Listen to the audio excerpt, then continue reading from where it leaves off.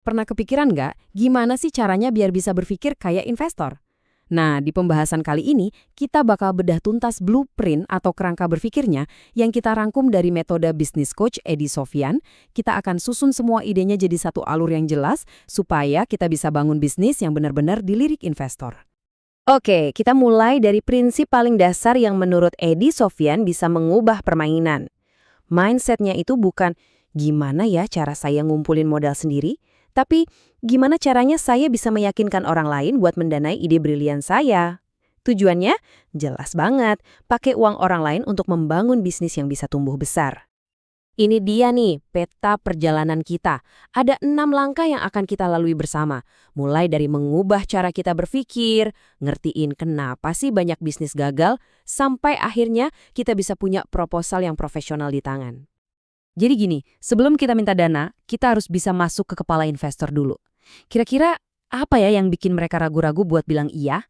Jawabannya hampir selalu berakar pada satu hal, ketakutan mereka kalau bisnis kita bakal gagal. Dan ternyata kegagalan itu ada polanya. Nah, menurut Edi Sofyan, setidaknya ada 3 jebakan utama yang sering banget bikin pengusaha itu nggak berhasil. Yuk, kita bedah satu persatu. Kesalahan fatal nomor 1, nggak punya blueprint. Bisnisnya jalan cuma modal feeling dan kira-kira. Di mata investor, ini kelihatan amatir banget. Coba bayangin, Anda mau bangun rumah tapi nggak ada gambar arsiteknya. Kira-kira ada nggak yang mau danain proyek kayak gitu? Pasti nggak ada kan? Jebakan kedua, ini juga sering banget.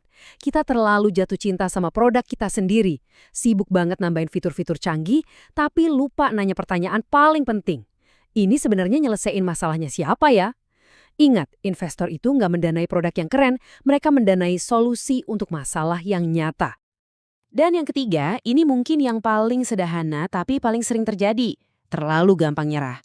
Baru ditolak investor sekali atau 2 kali, langsung down, langsung ganti ide.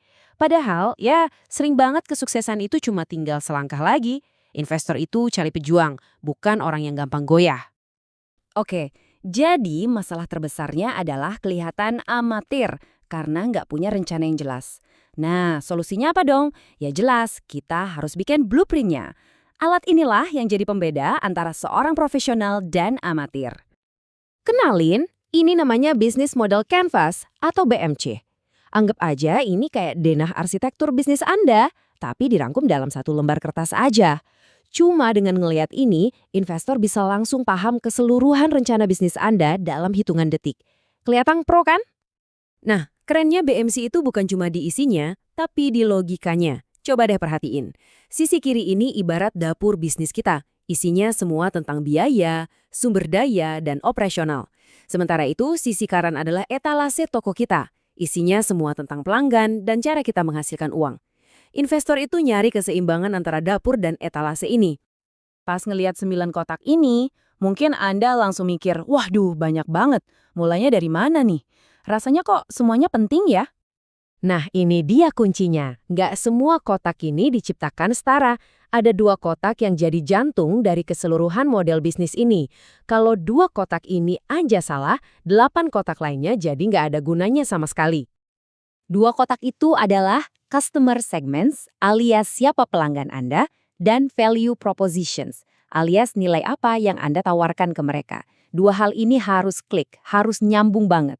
Dan untuk memastikan keduanya benar-benar jodoh, kita butuh alat bantu yang lebih tajam lagi. Dan inilah alatnya, Value Proposition Canvas atau VPC. Kalau BMC tadi itu denah besarnya, VPC ini adalah mikroskopnya.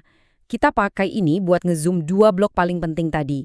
Tujuannya cuma satu, memastikan ada kecocokan yang sempurna antara masalah pelanggan dan solusi yang kita tawarkan.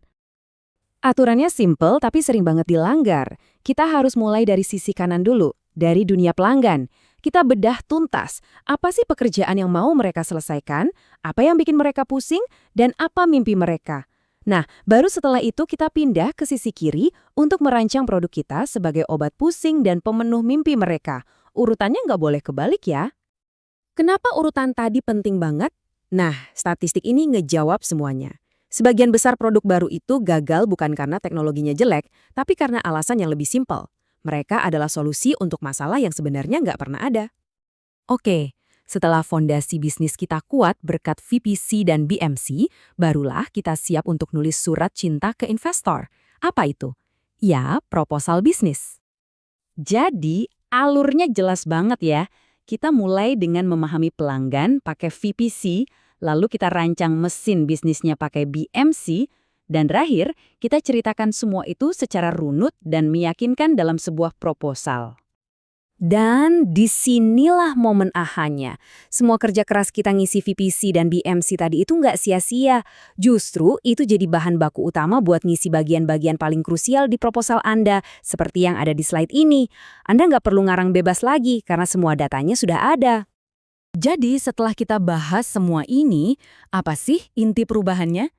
Apa yang benar-benar ngebedain pengusaha yang dapat pendanaan dengan yang enggak? Intinya ada di pergeseran pola pikir ini. Dari seorang amatir yang modalnya cuma, kayaknya begini deh, menjadi seorang profesional yang modalnya data dan rencana. Dari yang terobsesi dengan produk gue keren, menjadi terobsesi dengan masalah pelanggan gue apa. Pergeseran inilah segalanya. Dan kenapa ini penting banget? Simple, investor itu nggak mau berinvestasi pada tebakan atau hobi yang berisiko tinggi. Mereka mau berinvestasi pada sebuah mesin bisnis yang terencana dengan baik, yang kelihatan punya potensi besar. Pendekatan profesional inilah yang bikin mereka tertarik. Oke, ini membawa kita ke pertanyaan terakhir untuk direnungkan. Coba deh lihat lagi ide bisnis Anda sekarang. Coba jujur sama diri sendiri. Apakah ide itu sudah punya blueprint yang kokoh dan siap dipresentasikan ke investor? Atau jangan-jangan semuanya masih sebatas tebakan di dalam kepala Anda?